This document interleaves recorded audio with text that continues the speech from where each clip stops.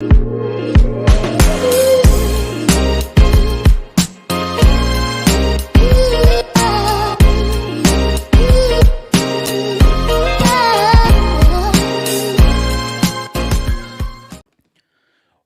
going on, people? Welcome back to Curtis Shaw TV, back with another live stream, and big up to everybody for tuning in today. Happy Tuesday. We are just 48 hours away from the biggest Arsenal game in a long time. North London derby, potential top 4 settings for Arsenal if we can go there and roll over the Spuds. And I'm looking forward to the game. Even now, I cannot wait for that game. And looking forward to that indeed, people. Let me slow it down. Let's get into Harry Maguire mode. I know the comments will be flying in, people. In fact, let's go for Højbjerg. He's quite slow at Tottenham. Let's go into Eric Dyer mode. He's a slow player. We're going to Eric Dyer mode. Big up to everyone for tuning in. Big up the C Unit. Big up everyone. Hope you're well. And appreciate everyone who tuned in for Talk is Cheap. I was live at 12 with Laurie. Watch that show back if you haven't already. And make sure you like this video and subscribe. We're trying to hit 45k before the end of the season. I think we're about 700 off, so hopefully we'll hit that by the end of the season. Talk is Cheap was brilliant. Appreciate that, MD. Man said this is a cone unit. Yo, that slander's outrageous. But you know what? We might celebrate with the cones if we get in the top 4. Big up Penalty Spot who said big up Big C. Good afternoon. Talk is Cheap was lit. Go watch, people. Big up yourself, bro. C Unit Businessman. We're moving. If Eddie was my brother, I'd tell him not to sign for Arsenal. Offer go to West Ham. I hear you on that. Lost said, what's good, Big C? Things are looking up. Stand up if you hate Tottenham. I have to stand up. I can't deny that, can I? I have to stand up. Pocket Gunner said, massive. Big up, Curtis. Hope you're well, man. Live from West Pokot in Kenya. Big up, big up. Crack Laurie up the Chicken Royale. I don't know how he hasn't heard that one yet. That one's been rinsed, but yeah, he enjoyed the Chicken Royale joke. Big up Nathan, hope you're well, bro. Said yes, Big C. Loved that picture of Vieira all the time. Big Six was wild yesterday. Listen, I was listening to it in the car, right? Which is why I wasn't in the comments. But Steve did like a 2-minute speech at the start. And I'm telling you, man, I was in stitches listening to it. He broke all of them, man, down. He got his revenge, man. Big him up. It was a good show, man, what I was listening to. It was very entertaining. Great show, as always. Will Rose said, best football fan content creator. I aspire to have a channel like yours one day, bro. Keep ascending. Hey, big up, man. Appreciate it. And listen, we all start in the same place. No followers, no subscribers. Not the best of facilities to use at the start, so it can be done, people. Keep going. I'm sure there's lots of you out there that could start channels. And don't forget, member stream tomorrow. Member stream will be about 4:30 tomorrow, people. So anybody that wants to come on, have your opinion, we'll preview the North London derby. Get yourself on 4:30 tomorrow. I will put the link on the community page tomorrow. Right, before we get into the show, I thought I'd start off by talking about, you know, I like History Channel settings and all that, people. So today is actually the birthday of 2 former Arsenal players who were with us through the great time, shall we say. Obviously, the first one is man like Dennis Bergkamp. I mean, iconic, legendary. A lot of Arsenal fans say he's the best they've ever seen. For me, I put Thierry above him. I think Henry is the best player I've ever seen play for Arsenal. But Dennis Bergkamp is just a genius of a footballer. He's one of them footballers that if you designed him, you would say, well, he's not that quick. But this guy in his brain was just on a different planet. He saw the game in a different way to most players on the pitch. And honestly, I had the privilege of seeing him live a few times. He was just phenomenal. He was phenomenal. You know, the best first touch I've ever seen at Arsenal. He picked out passes that you didn't even see. And what a player. Number 10, Dennis Bergkamp. See, there you go. Mboma saying Bergkamp, then Henry for me. He did make it look easy. He really did. And I think he was the turning point in Arsenal. I think we were starting to falter a little bit. And then Bruce Rioch got him in. Bruce Rioch, of all people, manages to get Bergkamp to Highbury, and things changed. He pushed Ian Wright to the next level. And with Thierry, I think anybody who played with him, he made you look better.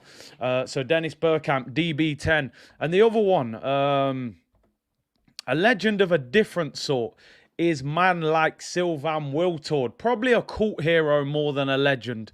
But I'm sure you all remember Wiltord in the gold shirt at Old Trafford. Sylvain Wiltord slots it underneath, I think it was Fabian Barthez, to win us the title at Old Trafford. And I have to say, Wiltord for me was always a player that I looked at and I thought, you know what? You could go to most teams and start, but we were so good with Bergkamp and Henry. He just couldn't get in the team. He was a squad player. Ended up playing on the right a lot of the time as well. And like I said, more of a cult hero than a legend. But I thought he was a brilliant player. Sylvain Wiltord, man. Always liked him. Popped up with important goals.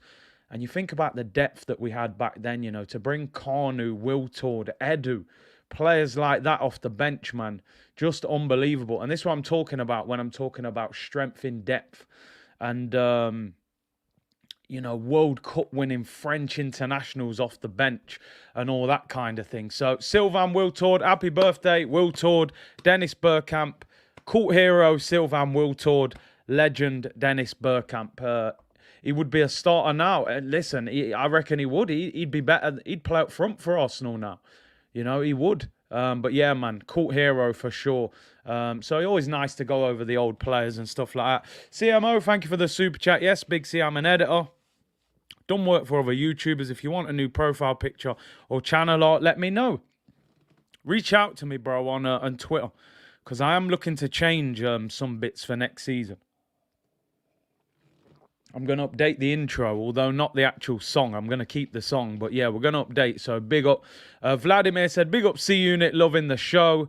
Origi bases his game off Wiltord. Wouldn't surprise me. Now it's Eddie and El Neni. And this is what I'm saying. Listen, I know times change. We can always throw big names from the past. It's not the same. But I think you've got to have genuine top quality players on your bench, if you're going to become a top club. Jashar said, big up Curtis, Bergkamp or Cesc, Bergkamp all day. I put Dennis above Cesc. Dennis was iconic, and he played further up the pitch as well. But I do love Cesc, but you got DB10's up there. He's one of the best we've ever seen at the club.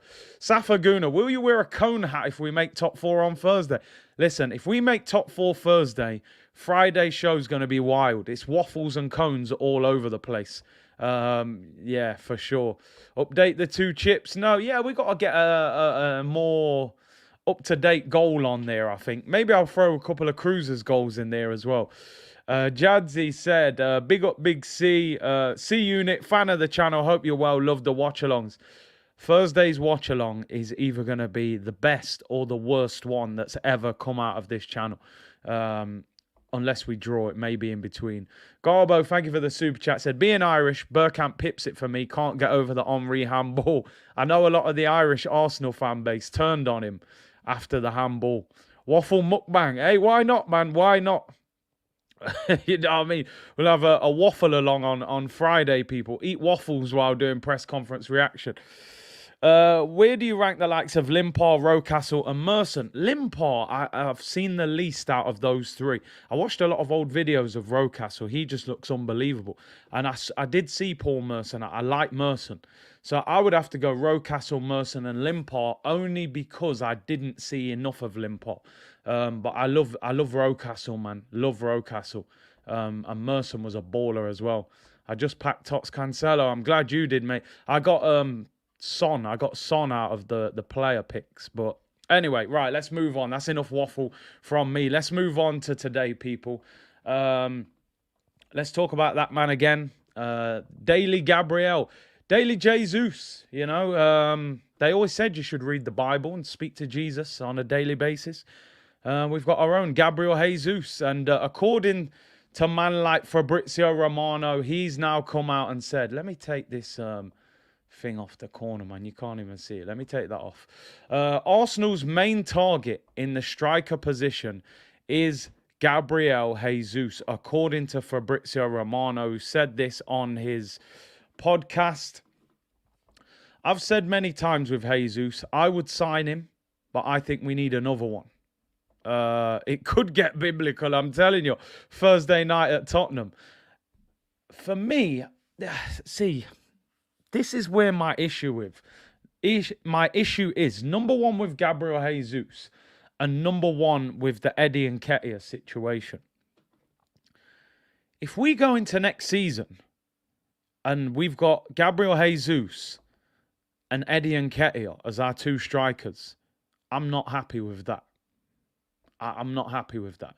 I said many times I'll take Jesus, but I want a big man as well. I want a 6-foot+ striker who's got physical presence. I think sometimes Jesus gets bullied physically. I think we need somebody that's got some physical presence where we can put crosses into the box. Man said his celebration's based off Eddie. I think Eddie probably... A number of players have used that celebration. There's a little Photoshop there in the Arsenal kit. Gabriel Jesus. I would not be happy if Gabriel Jesus is Arsenal's starting striker next season and Eddie Nketiah is the backup striker, then I think we got a problem on our hands. I don't think that's enough.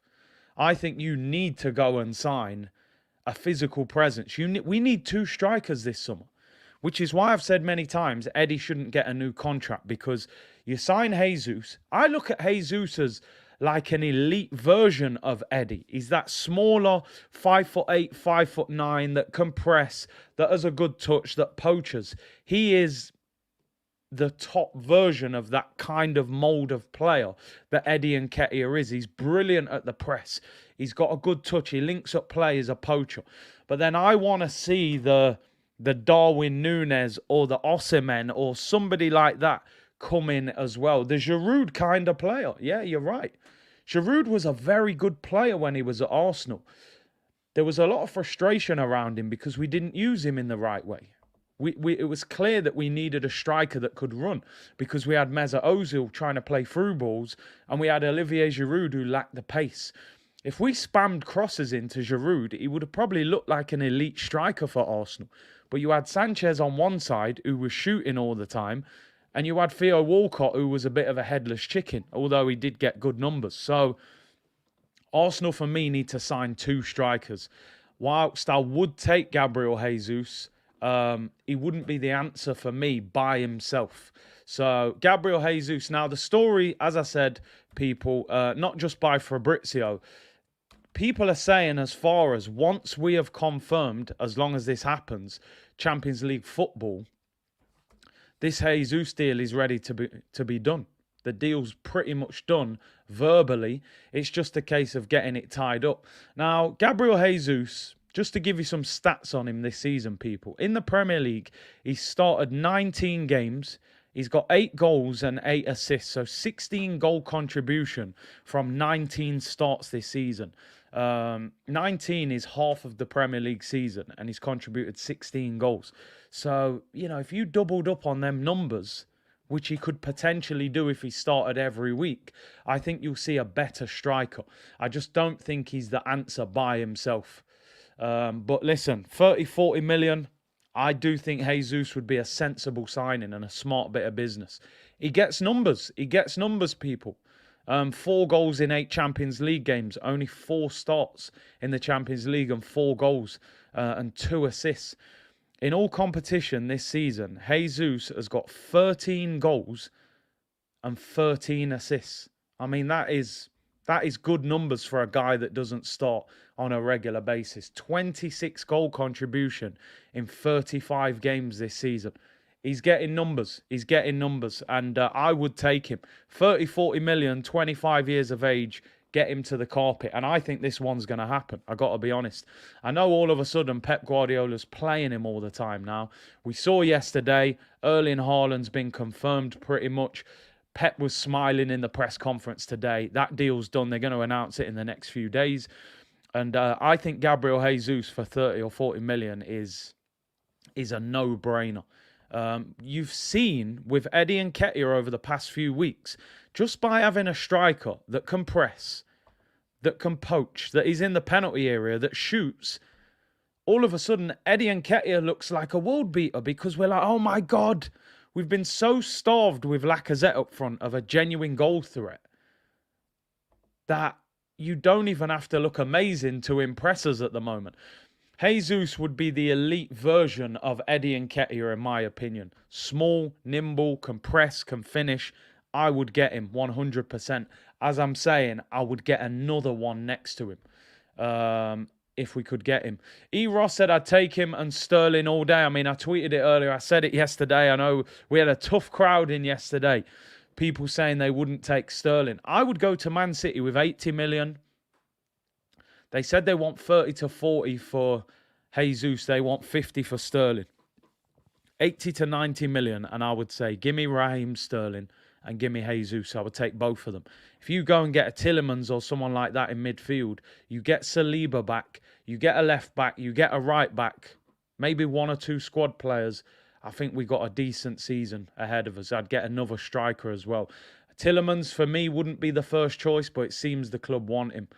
Sterling is on 300k a week. That is the big hurdle you've got to overcome. Sometimes you give people a big signing on fee, then you can reduce the wage. You could maybe get him on 200 grand a week if you give him an inflated signing on fee. Brian said, I agree with you about needing a plan B. Big man, but to be fair, Jesus is well able to throw his weight around. He is decent in the air. Listen, it's not always about how tall you are. It's about your timing of your jump. Jesus is on 90 grand a week. Apparently, he wants around 140 to come to Arsenal. So that's light work. You know, that's light work for Arsenal. Plenty of wages there after getting rid of Aubameyang and Kolasinac and players like that. 80 million... for Raheem and Gabriel is a steal. Saeed wants Osimhen. I mean, Osimhen would cost 80 million just by himself. But I do like him. I do like him. Jesus is the original call me. Yeah, exactly. Didn't he say that the girl wasn't calling him when he was playing in Brazil? Then he went Man City and obviously got the big contract. She started calling him all of a sudden. So, yeah, I think he's the originator of it still. Big up Gabriel Costa, who said hello from Brazil. Big up all the Twitch gang tuned in. Big up everyone watching on YouTube. Make sure you subscribe to the channel, people, and lick down the like button. Jesus and Gakpo. Opinionator Guna said, Jesus for me is an improvement to Lacazette, but that doesn't mean he's that good. Listen, there aren't many what I would call elite strikers in world football at the moment. Most of them are in their 30s. Or the young ones are Mbappe and Haaland, and we know we're not going to get any of them. The other ones are your Kanes, Lewandowskis, and people like that, and they're at the back end of their career. If you said to me now, go and buy a striker for who's 25, 26, who is elite, you're going to struggle to find one. And certainly not one that we can get. Let's be honest, Osimhen is not elite. He's just lively and tall and scoring goals. We don't know if he's worth 80, 90 million or not. Lautaro Martinez, who I like a lot, I think he's a very good player. He's never thrived up front by himself. He had his best season with Lukaku, and he's having a good season with Dzeko, with a big man doing the dirty work. How would Martinez deal with the Premier League with his back to goal in a front line by himself with no big man to feed off? I don't know about Lautaro Martinez. Jonathan David, he's had one decent season in the French league. You know, Pepe was a world beater in the French league. Look at him. Even Darwin Núñez having a great season, but you're talking about the Portuguese league, although he has done well in the Champions League. So it's difficult. It's difficult. Ivan Toney, I think, is a good player as well. But again, how would Ivan Toney deal with coming from Brentford to Arsenal? Can he turn 12 goals into 20 goals? Can he go in the Champions League and play against Real Madrid, Bayern Munich? We don't know. Every striker that we're being linked with is a risk. When we signed Aubameyang, and I know you always say, oh, you harp on about Aubameyang. When we signed Aubameyang, we knew we was getting an elite goal scorer. He'd been doing it for years for Dortmund. He'd been doing it in the Champions League. We knew what we were getting. Every striker we're being linked with has an element of risk because they haven't been doing it for that long, or they're doing it in inferior leagues. So they're all risky. Rabel said, as a City fan, I love Jesus. It's a great signing for Arsenal because he is a big game player. If you check his game, Pep plays him every big game. Listen, I think he's what modern strikers are about. He can press. Lacazette can't press. He's knackered, right? He's a poacher. He gets in the penalty area. He's versatile. He can play wide. I suppose the question mark is, can he turn 10 to 15 goals into 15 to 20 goals? That's what we'll see. Big up my bro Fran in the chat. Make sure you go and subscribe to him. He said, not feeling Jesus. Not great in a Man City team which create ridiculous chances. My only argument, if I was his agent, I would say, as we said earlier with his stats, right? 13 goals, 13 assists this season. 26 goal contribution in 34 games. He's only started 19 Premier League games, which is half. So when has Jesus really been the main striker, focal point? For the 3-4 years he's been at the club, Aguero's been ahead of him. And this year, the first year without Aguero, he's been used in other positions. I just think he could turn 10 to 12 goals into 15 to 20. I can understand why people aren't fully convinced, which is why I've said, if it was me, I would sign Jesus and go and get maybe a taller option, a Nunes or someone like that as well. Big up to Ali Jason. He said, Big C, we got to get two strikers, Martinez and Jesus. With Tielemans, that's a proper window. I hear you. I just think the position that Arsenal are in, and with the strikers we've got at the moment, with the lack of value in the transfer market, I think for Arsenal to say no to Gabriel Jesus at 30 to 40 million, I think would be insane. I think we'd have to take that deal because I think he's got potential and he plays for Brazil. He's won trophies for Manchester City. He's 25. He's versatile. Arteta's worked with him. I would 100% sign him. I really would. I would definitely sign him. There's no value in the market when you look at strikers. Look at what strikers are going for. Let's get a poll up. I'll put 40 million for Jesus because they're saying 30 to 40. So would you sign Gabriel Jesus for 40 million pounds? Let's get the first poll of the day. Would you sign Jesus for 40 million? I would definitely take him. I think you've got to look at the goals to game ratio when he starts. He doesn't start on a regular basis. Would you sign Gabriel Jesus for 40 million? I think it's a no-brainer. And the fact the managers worked with him before. Anybody, listen, Fran will know, he'll tell you, when you've worked with a manager before and they know they can trust you, they'll want you. You know, he knows what he's going to get from him. I just think for 40 million, it's an absolute no-brainer. There's no value in this striker market at the moment. But as I said, I would get the second striker alongside him, the tall option. Zach said, not 40 million, 35 max. He's got 1 year left, but they're not going to walk away from the deal over 5 million. If he's somebody they want, they'll do it. They really will. For people saying shit, the Leverkusen chairman has said they are 100% not selling him this summer. I mean, listen, money talks, don't it? They'll say they're not selling him. You turn up with a big enough bag and he'll go. But Arsenal haven't really been linked with him for some reason. Fran, they're coming for you in the chat. Someone said, horrible take. Listen, footballing opinions it's your preference, innit? And I can see it from both sides. Gabriel Jesus doesn't get you jumping out the seat like, oh my God, I'm so excited. You're not going to rush to the armory and put his name on your shirt. But I think it's a smart bit of business. And I do think when you look at the amount of starts he gets at City and the goals, I think he's got a good record. Gambian Guna said, Jesus being good enough for City. He's a proven Premier League player. Got his best years in front of him. For me, it's a no-brainer. Much better than Eddie and Lacazette. And that's what I would say. He's better than both of them two. So I would definitely do it. Big up Irish Gunu said, big up from Sydney. Curtis, hope you're well. Peter said, with the Prem allowing 5 subs for next season, depth and a striker are the most important. And that is a great point. Next season, we can't get away with having the bench that we've had this season because if you're playing Man City, they might bring on, you know, Gundogan and, I don't know, Foden, Mahrez. You've got to have 5 subs on the bench that can come on and change the game. You can't go, right, we've got 2 good players and the rest are a bunch of youth team players making up the numbers. We need a bigger squad. We need depth. And if you can get Jesus for 30 million, get him. If you can get Gnabry, go and get him. If you can get Sterling, get him. We got to be smart with our business this summer, because I think we need 6, 7, 8 players to come in. And that is going to be expensive, which is why a lot of the time I've said someone like Origi, because you could get him on a free as a squad player, you know, and then save some of that money for something else. Make sure you smash the likes, people. Let's lick 1,000 likes. 2,000 of you in here already.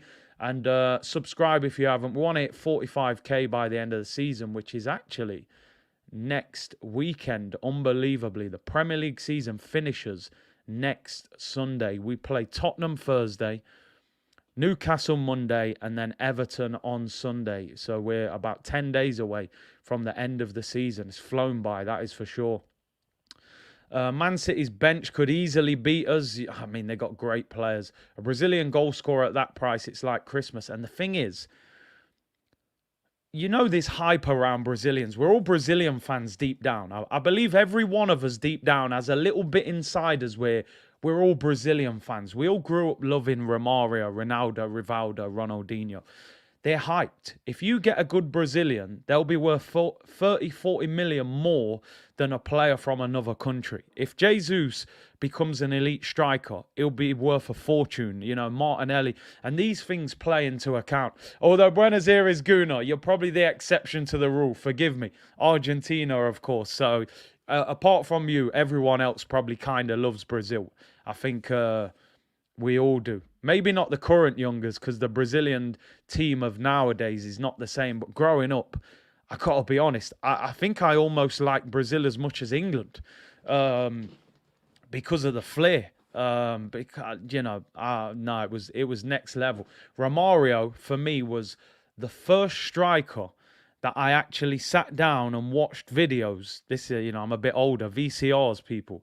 And I used to study the way that guy used to finish, you know, the toe poke finish and the Nike boots. I was like, yo, this guy's unbelievable. Then I saw R9. I was like, this is the best footballer I've ever seen in my life. I've never seen a player this good. I don't even understand how this R9 is so good. Even the way he looked was iconic. I'd never seen anything like it. And then Ronaldinho was like, I'm just playing beach football in the Champions League. It's like, what is this? Like, I would almost go to a point that I feel like I supported Brazil more than England. Because the football, it just, you know, it was next level. Bebeto, so much. Yo, man, like Bebeto, you know, it's different. Dunga. Yo, I'll do a stream talking about the Brazil. Yo, Carlos and Louis. Who was it? Dida in goal. It's all mad, people. Let me not get carried away anyway. We'll be talking about Brazil. Edmundo, didn't that brother catch a body or something? I'm sure he got sent to prison and all sorts. It was going mad. Adriano, come on, 99 shot power, Pro Evolution. It was mad. Someone just asked me the question, R9 or CR7. I mean, that's a pretty simple answer for me. I can't lie. It's R9. CR7 is, you know, he's got the numbers, but he ain't on R9's level, let me tell you that. You're talking about, you know, probably the best striker that's ever played football. Anyway, let me get back to Arsenal before Wagner Love, you know. See, I'll be here all day.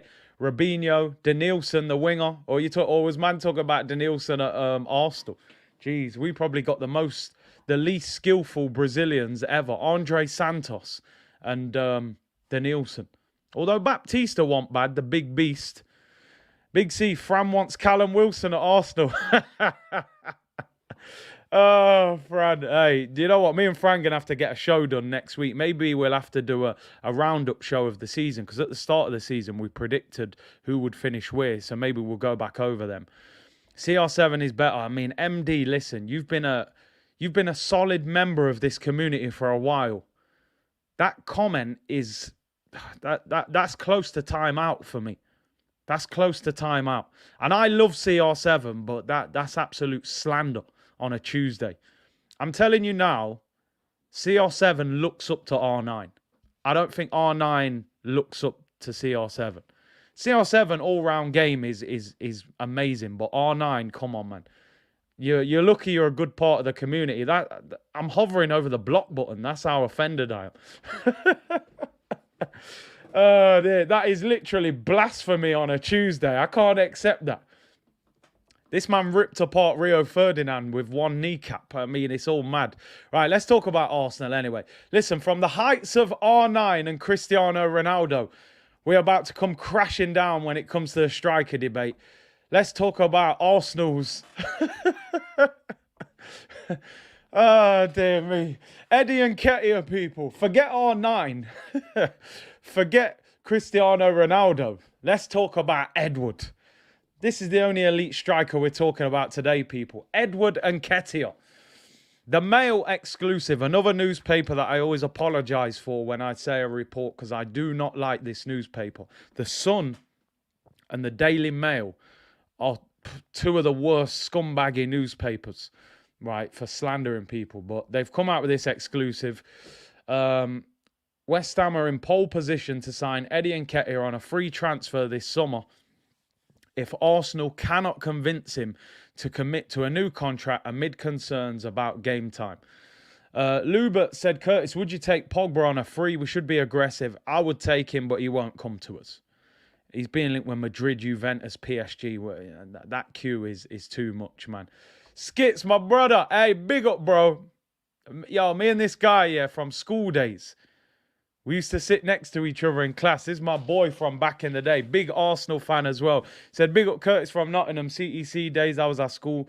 To your own media shows, you and AFTV, keep me posted, bro. Big up my bro, you know. It's my school brethren, you know. Arsenal fan.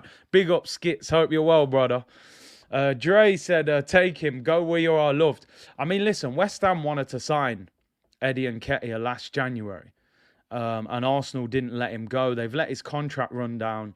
And they want him. I mean, David Moyes, I'm speaking on behalf of myself and some of the community here. So I don't want to speak on the, you know, in terms of what everyone thinks. But what I'm saying is, Eddie, it's been a pleasure.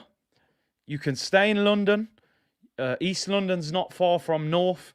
You know, you can get the tube there. You ain't even got to drive there. Sometimes the traffic's a bit bad. Get yourself to Stratford. Go where you're loved. Go where you're appreciated. Like Dre's saying here, go where you were loved. I said, let him go. Let him go. Listen, man, you just got me talking about Romario and Bebeto. Now I'm talking about Eddie. Listen, I'm not even capping when I'm saying this. Eddie should go to West Ham. No joke. Eddie should go to West Ham. If I'm Eddie's agent, I'm telling him you should go to West Ham because that's a good move for Eddie Nketiah. They've only got Antonio through the middle.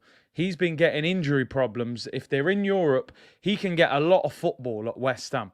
As I've said before, we've been talking in this show, Arsenal need 2 new strikers. If we get Jesus, we then need a Nunez or somebody of that ilk.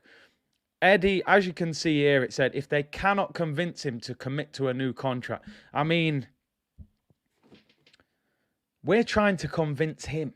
Imagine that, people. Like, we started this show by talking about happy birthday to Dennis Bergkamp and Sylvain Wiltord, French international World Cup winner Wiltord.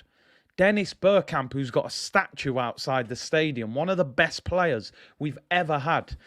We're trying to convince Eddie Nketiah to sign a new contract for us. Man, times change, don't they, people? Times change. He should be desperate to stay at Arsenal. We're trying to convince him. It's all mad, people. I don't understand. 2022, man, the world's changed for real. But Arteta loves this guy. He absolutely loves him. He's going to offer him a new contract. And for me, respectfully, I'm ready for Eddie to go to pastures new. Score the goals, get us in the top 4, take your 500 grand bonus. West Ham would be a great move for him. AFC Max said, hey Curtis, I would 100% sign Gabriel. Not sure how I would handle 3 Gabriels at Arsenal though. I'm still getting used to 2. Big up Big C, love from Australia. Big up Max. I appreciate you. You was commenting on Talk is Cheap as well, so I appreciate the support. Yeah, we'd have Gabriel Magalhães, Gabriel Jesus, Gabriel Martinelli. We get a nice little Brazilian connection, and then you know what that does, man? You get 3 Brazilian internationals. Then next minute, there's another live wire Brazilian who thinks, oh, they got a little Brazilian thing going on over there at Arsenal. And then you get another one in, and it all, you know what I mean? I want that. So, yeah, I'll take it. But, yeah, someone saying I missed a super chat. Have I missed one? Oh, Max Mobs. I appreciate the love, man. All the best. Thank you for your support, man. And, yeah, man, big up, big up. Community settings, people. But what's your thoughts? You know what? Let me end that poll. 92% of you saying you would take Gabriel Jesus, which for me, like I said, 40 million, absolute no-brainer. I'm going to ask the question that I don't even want to ask, but would you give Eddie Nketiah a new contract? Would you give Nketiah a new contract? I'm asking the question because I want to gauge your thoughts on him. I want to see what you think. I think you know my opinion. Without me saying anything. He's actually making demands of regular first team football. And where this is what I'm saying, people. This is where I have concerns about this manager. If Eddie signs a new deal, he's going to be promised game time. And I think Arsenal will only sign one striker this summer. And that for me is mad. And as I said at the start of the show, if we sign Jesus and Eddie Nketiah as number 2, that worries me going into the Champions League. You know, we need better than that. So, yeah, the poll is up, people. Ash said no. Babatunde, I appreciate the super chat. He said, why am I seeing Arsenal PR in this? Big up, C. You know how this thing goes. As soon as El Neni had that good 5 games, I said, he'll get a new deal. Bang, there you go. New deals coming out. Eddie scored 4 goals in his last 4 games. The new contract's going to be on his desk. I'm telling you now, he might actually turn us down. That's the crazy thing about it. Captain Sal said no. Starboy said yes, be realistic. Listen, I think I am being realistic. I wouldn't give him a new deal. 3 days to go, Kendrick's album. It's going to be mad. This is what I'm saying. I'm going to do music stuff eventually as well. Rai said, no, Curtis, come on. Even your mic's better than Eddie up top. It will hinder us. Listen, a lot of people, I've had discussions with people who've said, listen, he's an England under-21 player. Haaland, he's one of our own. Sometimes you don't peak as a youngster to your mid-20s. There are people out there, honestly. Shocker said yes, but loan him out. I don't think he'd accept that. I think he wants you to sign him and play him. Kid said, I want to rattle you, but he put my team in a spliff. A lot of other fans want us to give him a new deal. Big up Vlad, who's become a member of the channel. Appreciate the support, bruv. And like I said, member stream tomorrow at 4:30. Santam said, apparently Eddie's chosen Ghana now. Yeah, I see Ghana have tried to... I think they've tried to pick Hudson-Odoi, Eddie Nketiah, I think it's Salisu who plays for Southampton at centre-back. I think I read Tariq Lamptey as well. I think those 4 have been called up for the Ghana squad ahead of the World Cup. So, apparently Eddie has been awarded his passport. Now, this is the thing. Eddie, and I'm just keeping it 100 here, people. I'm keeping it 100. So I hope this doesn't offend anyone. Eddie's playing for Ghana because he won't get picked for England. I'm just keeping it 100. If he always wanted to play for Ghana, he wouldn't have played for England under 21s. He wanted to get through the England system. He's hit a point where he's gone, do you know what? I'm not starting for England. I'm not starting for Arsenal. Ghana have called me up. They're in the World Cup.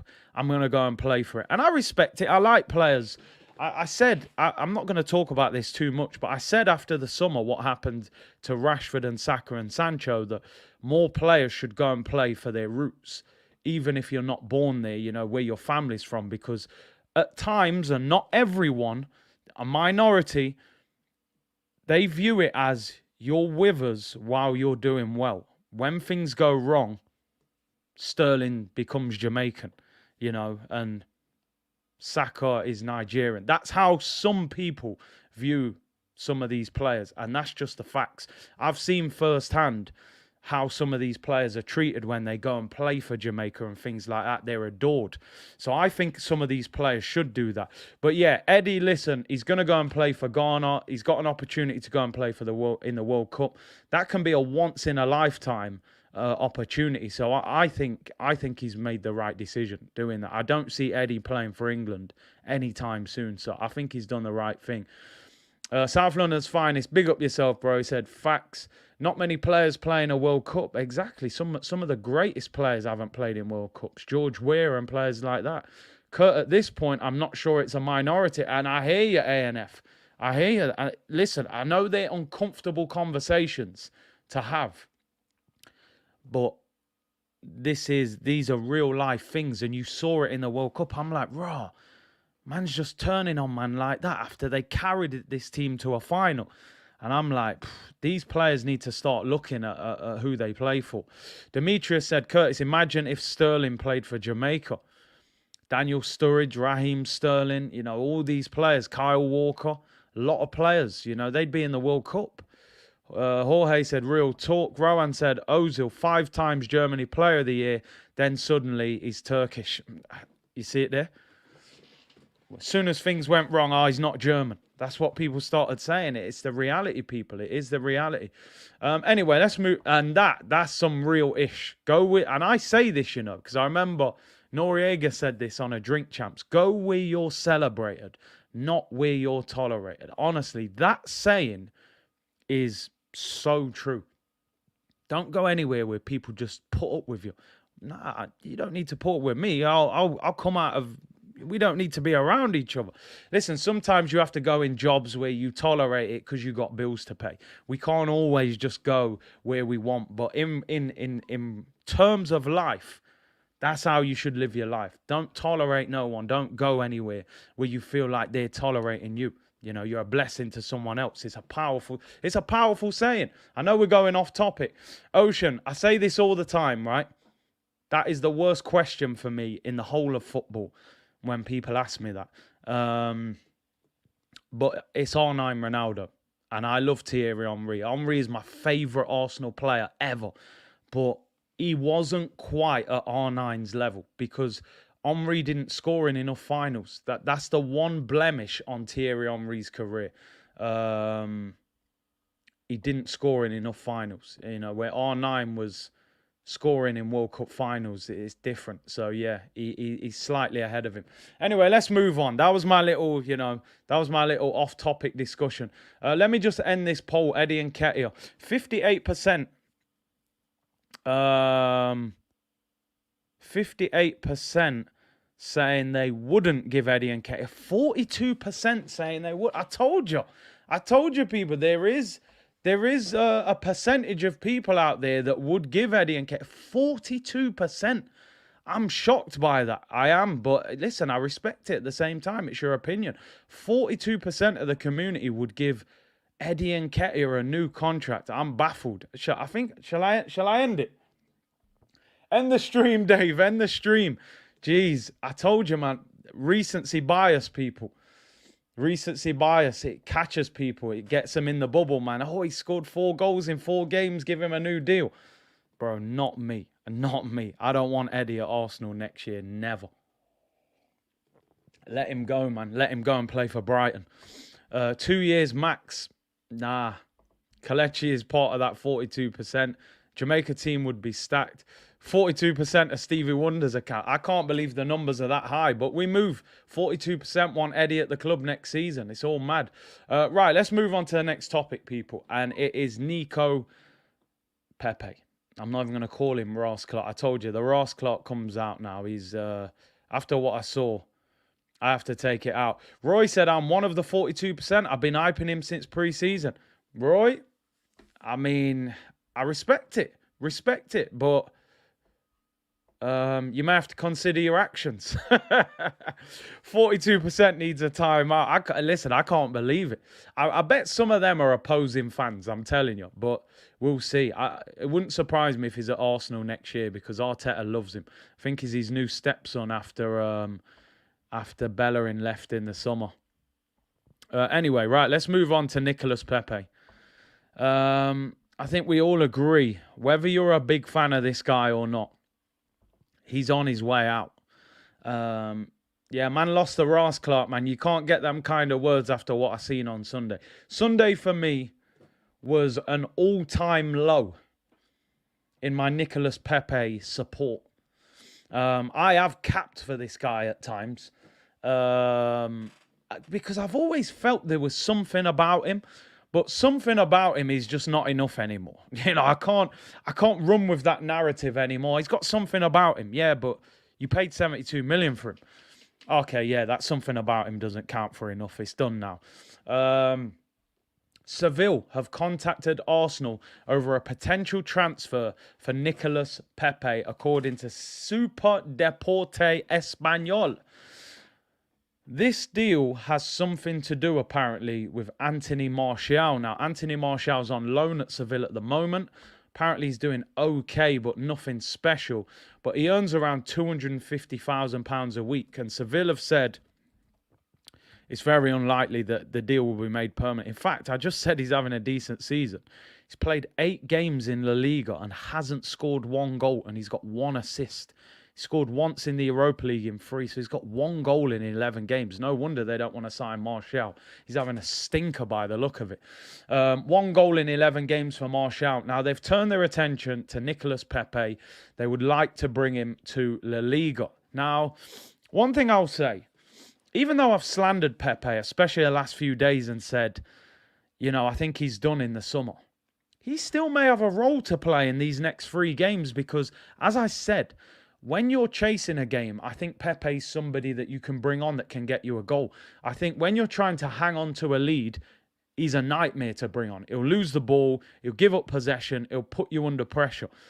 If we was 1-0 down against Tottenham, or it's 1-1 and you're chasing a goal, I still think he can be brought on. Against Leeds, it was 2-1. We were kind of hanging on. It's the wrong game to bring him on. Arsenal want 25 million. According to reports, Seville would be looking to negotiate down to around 20 million euros, which is around 16.5 million pounds. Now, that is horrendous business. And I honestly think the 25 million that Arsenal want for Pepe is, I'm not even sure we're going to get that for him. I'm going to be honest. He's on 140 grand a week. 25 million, I'm not sure we're even getting that. I think you're looking at 15 to 20 in my opinion. Now, don't get me wrong. I think Pepe could go to Spain, could go to Italy, could go to France. If he's in the right system, maybe a counter-attacking system, I think he could do all right. As I said, Pepe put up decent numbers the last couple of seasons. This has probably been his worst season at Arsenal. And we can't afford to keep him any longer. His value is just going to go. You're going to end up getting 5-10 million for him, which is ridiculous. But I think if I was Seville and I thought I could get him for 20 million euros, 16.5 million, I would take a chance on him. If I'm in La Liga, a slower, less physical league, and maybe I play counter-attacking football, for 16.5 million pounds, I'd take a chance on him. I can see a team like Seville. He was linked with Marseille. He was linked with Lyon. And I've even seen Inter and AC Milan linked with him. I think clubs will take him for them kind of numbers, to be honest, because I think he is worth a gamble. I think everybody can see Pepe has talent. Sometimes talent isn't enough. We've seen that with Balotelli's. We've seen it with Ben Arthur's. We've seen it with Quaresma's. Unbelievably talented footballers. It's the mindset, the mentality, the ability to adjust to different leagues. Every time I see Pepe get the ball, he slows the game down. I don't understand it. The key of a winger, sometimes you slow a defender down to then go past him at speed. Pepe just slows him down and then doesn't speed up. I don't get it. He's very frustrating to watch. I have tried to defend him for a long time. Umpa Lumpa said, Pepe is a right forward, not a right winger. Has he been played out of position? I got Pepe on my shirt and it's sad to see how it's worked out. I agree with you in terms of, I think he's a right forward more than a right winger. Arsenal have used him as a winger a lot of the time, where I feel he's more of a right-sided forward striker, kind of like Salah in that position. The problem is, we need our wingers to help our fullbacks. We're not elite like that. So we need Pepe to get back and help Tomiyasu. We need Saka to get back and help. So Pepe doesn't have that same attacking freedom that he had in France. And I think that's another part of his game that he struggles with. I don't know if he's got that energy level that Bukayo Saka has. Trevor said Pepe is not a winger. We put him in that position. I hear you on that one. Jimbo said, Kurt, you got to do a collab with Cam's guy. He's too funny. Yeah, man, he's good, man. I see him on the Big Six. He's got a good personality, and he seems to know his stuff as well, man. Knuckles said, I'm late on the video. You already know what it is. England is blacks. We are only English when it suits them. I'm mixed race. Love both my roots. This country when listen, man, it is. I don't want to go off topic too much. We spoke about it, but you know, as I said, some of these players may have to play elsewhere, I think, at times. La Liga is not slow, said Guess, so it's not, but I'd say it's less physical. I think with Pepe, he gets the ball, people try and clamp him down straight away. I think in Spain, it's a bit less physical, and I think he would have more joy playing in the Spanish league. But for 16.5 million, I mean, would Arsenal let him go for 20 million euros? I don't think they'll have much choice, because I don't think you'll get many offers much higher than that. But he certainly hasn't worked at Arsenal. And like I said, if we paid 20, 30 million for him, I'd say give him another year, because the price doesn't put pressure on us. When you've spent 72 million, it puts a lot of pressure on you to perform. And he hasn't lived up to that. I think he's been weighed down by that price tag, to be honest. And I said it at the time, we should have signed Wilfried Zaha. He was the far better option. And we only signed Pepe because of the payment structure. You know, as I've said before, I knew details around that Pepe offer. The club didn't even want Pepe. They wanted Zaha. They didn't want to pay most of that 70 million up front. They only had to pay 15 million up front for Pepe. It was some Klarna business. They didn't even really want him. Blood Type said, Pepe just can't play possession-based style of football. He is and has been a goal-scoring winger, thrived when we played free at the back. And you're spot on. Pepe's best spell at Arsenal was that FA Cup run. Back three, counter-attack, and he was scoring goals and he was dangerous. And that's the way that Lille set up in the French league. Possession-based, that's the reason why Bayern Munich pulled out of the transfer. Rochelle said Pepe is not disciplined enough. You know, certain players, you've just got to say, stay high up the pitch, go and ruin people, go and score. Because I actually think Pepe's quite a good finisher. The thing is, we're not good enough to carry that. We're not good enough. I remember I used to watch Arsenal, and Ashley Cole used to tell Pires to get forward. Most fullbacks nowadays, they tell their winger to get back and help me. Ashley Cole used to actually push Robert Pires forward and say, get up the pitch. He wanted Pires high up the pitch to take pressure away from him so that Pires could go and rip that fullback apart. Now, that's what you need a fullback to do to Pepe. Go and pin yourself on that fullback. Play between the fullback and the centre-back. Try and score goals. We're not good enough to do that at this current time. If he played for Man City, Pepe, with Kyle Walker on the overlap, with Bernardo Silva and De Bruyne feeding him, or teams like that, Liverpool, he might look a different player in the attack, although he probably hasn't got the energy to press the way Liverpool press. Jonathan said, hey, Big C, been a member for a long time. Big up, bro. Appreciate you supporting the channel. Annie said, Big C, hope you're well. Miss your last few shows. Gutted, should be an active Thursday. Listen, people, on Thursday, we're going live an hour before kickoff. We're going to do extended build-up. We're going to do maybe 45 minutes to an hour after the game. Hopefully get Laurie and Fran on after. It's going to be a long show and it's going to be epic.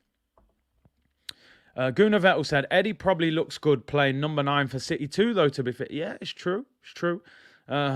Decent movement. You play up front for City, you're going to score. I always have this debate about Erling Haaland. Erling Haaland, to me, is a very good striker, but I've still got reservations about him because of the Bundesliga tax. You watch Bundesliga, most teams defend on the halfway line. You play a through ball, you're one-on-one with a goalkeeper. But even if Haaland isn't as good as I think he is, he will score hatfuls of goals at Manchester City because I don't think anybody creates more than them. So even if he's half decent, he'll score 20 goals plus at Man City. De Bruyne will put 10 crosses on his head. And then he'll probably take penalties and all sorts. 2.3k watching. We need to get the likes up for this elite content. Big up Gambi and Guna. Appreciate it, bro. Amazing numbers. Amazing support, people, on a Tuesday. 2.3k in the chat. I really appreciate it. Hendon Guna said, people forget how England fans turned on Beckham when he fouled the Argentina player, who was Simeone, by the way. In the 98 World Cup, the penalty knocked out of England. The penalties knocked out England. They had hangman effort. Yeah, listen, man. Yeah, it was crazy. Crazy. Rooney got bad treatment as well when he got sent off. It was all mad. Granit Xhaka said, I'm happy you removed Granit Xhaka mode. That's why you're seeing my performances grow. Haaland has got excellent advisors. I think the Man City move's a great move for him. He'll go there, he'll score hatfuls, he'll get weighed in. I think he was born in Leeds. His dad played for Man City. Erlinger Haaland, I think he played for Forest as well. I can see why he wants to go there and play for Pep. Aditya said Kane is better than Haaland. I think at the moment, Kane has done it on bigger levels than Haaland. But Haaland has the potential. He's a lot younger as well, you know. YF said, big up my bro. I appreciate that. I've always preferred Mbappe to Haaland. They are different players, though. Haaland is like an out-and-out number 9, a throwback to an old striker. Those kind of strikers are kind of going out of the game. So I think him playing like that is what kind of makes him so unique. Everyone's like a false 9 nowadays. He's an out-and-out striker, you know. Clement, hope you're well, bro. He said, according to reports, Arsenal are in talks with Tielemans' agents about getting him, along with closing in on Jesus. Arsenal have also been linked to Sterling. I would like to see us get 1 or 2, 3 of them, maybe. I could see Tielemans and Jesus. I still think the Sterling one is a difficult one. Kane suits City. He does. I think it's just because of the age and the demands from Daniel Levy wants 150. Let's talk about Thomas Partey, people. Thomas Partey is training on his own, not quite with the team at the moment. But according to reports, and Chris Wheatley has said, Thomas Partey is taking part in daily sessions with a personal trainer as he continues his recovery from injury. As things stand, the best case scenario would be a return for the final game of the season against Everton. Now, I'm telling you something right now. I'm hoping top 4's already been done and dusted by the time we play Everton. Also, maybe Everton are already safe and the game hasn't got anything riding on it. If Arsenal have already got 4th, don't bring him anywhere near this game. Sit him in the stand and tell him relax. Because the last thing you need is him to mash this injury up again and next minute man's out for 4 or 5 months. The brother needs to relax. 2 muscular injuries back to back.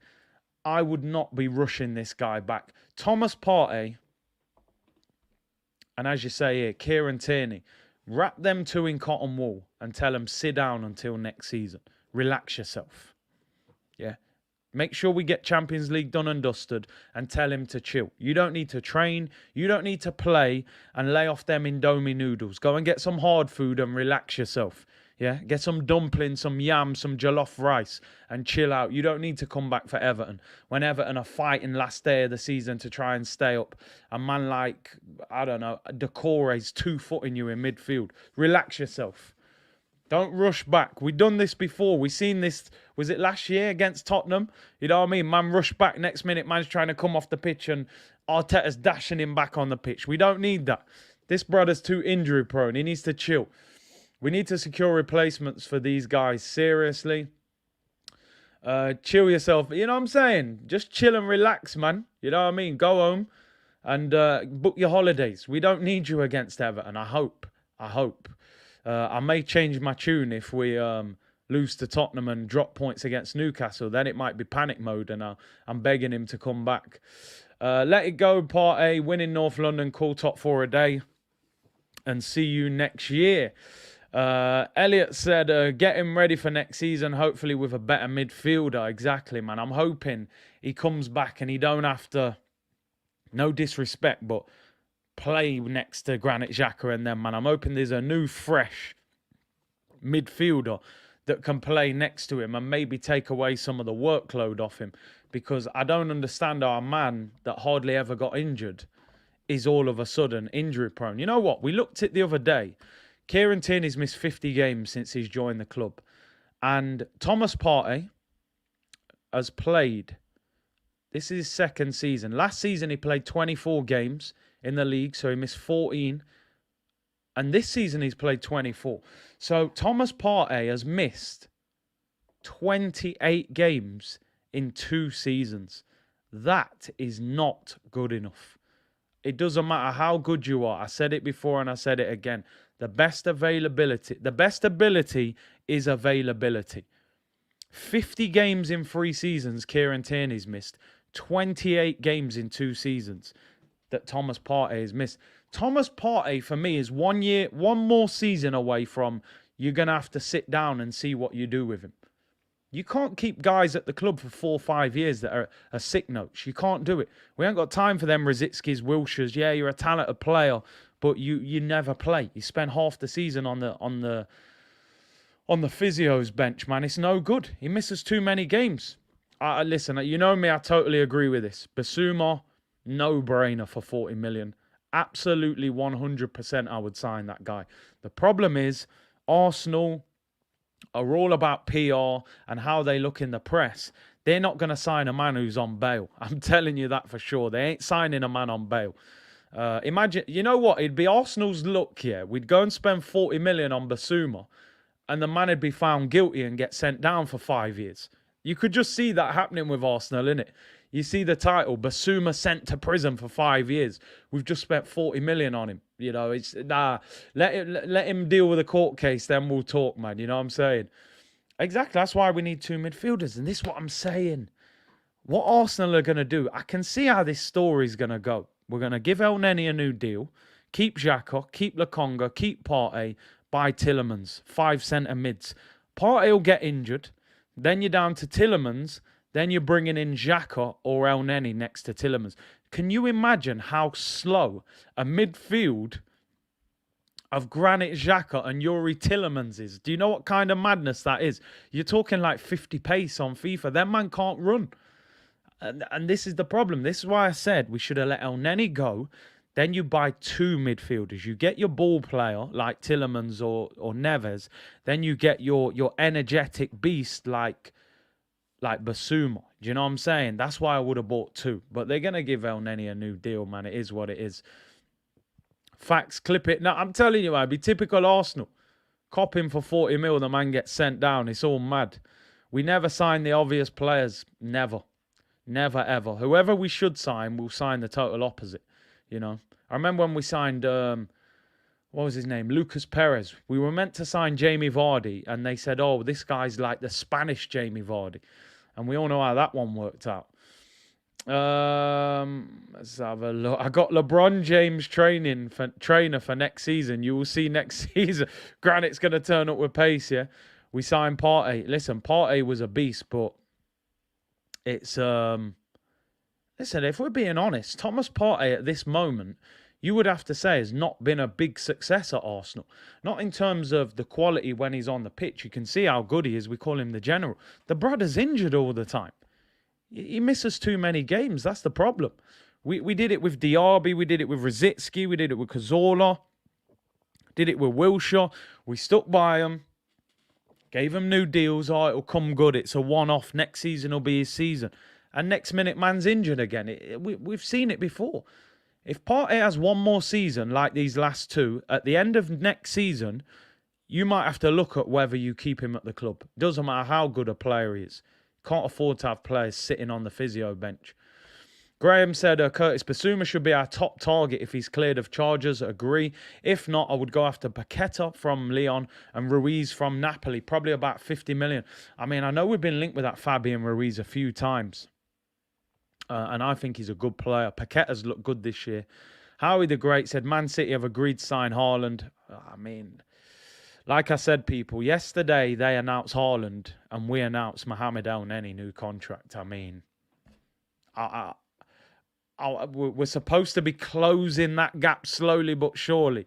They announced Haaland, one of the best strikers in the world, and we announced Mohamed El Neni new contract. You know what I mean? Like, we're supposed to be bridging that gap. It went further away. If City announced it, I know it's not Arsenal news, people, but if they've announced it, it's madness still. Because Pep was playing it down. Let me just see. Have they announced Haaland? I see, yeah, Ornstein's tweeted it. I just wanted to see if Man City have announced it. I can't see it. Yeah, oh. They've announced it. They have announced it. Damn. You know what? Manchester City can confirmed we have reached an agreement in principle with Borussia Dortmund for the transfer of striker Erling Haaland to the club on the 1st of July 2022. The transfer remains subject to the club finalising terms. Erling Haaland. Let me retweet that. Man, I don't know why, but that hurts me slightly. I feel slightly hurt by that. It's Erling Haaland. Like, Man City with a striker is a cheat code. He's a Man City player. Move him over. Get edit mode on FIFA. Do you know what Manchester City are going to be with Haaland up front? Rudiger to Madrid confirmed. People are saying it's all going off, people. We're getting some late breaking news. Let me check that out as well. Wow. Signings all going off now. You'll see it all start happening now. Real Madrid complete. Yeah. Wow, it's got all sorts of breaking news here, people. Fabrizio has confirmed Rudiger to Real Madrid. This hurts me. Do you know why this hurts me as an Arsenal fan? It's because in my head, Arsenal should be able to try and sign players like this. It's like, how come we're not even in the conversation for him? Like, why are we not offering contracts to him? You know? They're going to dash Gabriel Jesus out to us while they bring this guy in. It's mad. Apparently they paid 63 million for him. The release clause was even cheaper. It's all mad. Yeah, exactly. Arsenal sign Eddie on a new deal. Man, Jesus, mate, you might as well pack your bags. Get the train from Manchester to London. We'll pick you up from the station. Don't worry, we'll take care of you. Kevin De Bruyne's thinking, you know them crosses that he spams into the box, man? This guy's gonna finish all of them. I'm sorry, but Arsenal need to start putting themselves in these conversations.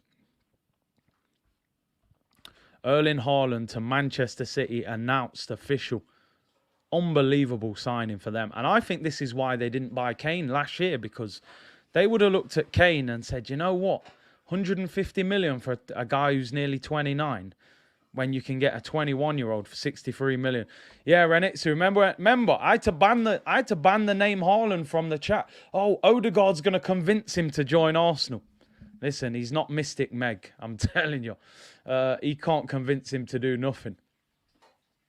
Listen, and Barla, listen, I'm not saying under these circumstances we should be able to get Erling Haaland. I'm saying in terms of the size of our club. I'm not talking about now. He ain't going to come to us now. I'm talking about, like Hendon Guna's saying, we moved from hybrid to the Emirates so we could be elite. That's what they told us. You've come here to get the best players in the world. And we've offered El Neni a new contract and we're going to try and convince Eddie and Nketiah. That doesn't look like elite players to me. But it is what it is. It is what it is. Big up to everyone in the community letting me know. It's been confirmed. Haaland has joined Manchester City. And Fabrizio has also confirmed Antonio Rudiger has joined Real Madrid on a 4-year contract on a free transfer. Amazing signing that for Madrid. Said before, not convinced by Militao. And Rudiger is an animal. He's an absolute beast. And obviously that's going to leave a big hole in Chelsea's back four. And they can't sign anyone at the moment as well. Be happy we are signing Eddie and El Neni. Oh dear, the levels are mad, people. The levels are mad. But we'll get there eventually, man. I'll see you when we get there. If we ever get there. Remember them old school tunes there? Hopefully we get there eventually, people. But listen, Thursday, biggest game of the season. Don't worry about Haaland. Let's deal with Eddie and Nketiah on Thursday. Hopefully he fires us to the Champions League as his parting gift before he leaves. or, well, probably signs a new 5-year contract knowing Mikel Arteta. But listen, looking forward to the game. Tomorrow we'll preview it. I'm going to try and get a Spurs fan on tomorrow, possibly if I can. I've left it a bit late. I'm going to send a few messages out now and see if we can get someone on. Member stream tomorrow at 4:30. We'll have a show on at 2 o'clock as well. We'll preview the game. We'll look at the team news. Press conference reaction will be tomorrow as well. So make sure you join me for that. 2,500 of you in the chat. Amazing numbers. Lick down that like button on the way out. Subscribe if you haven't already. Enjoy the rest of your day. Haaland to Man City.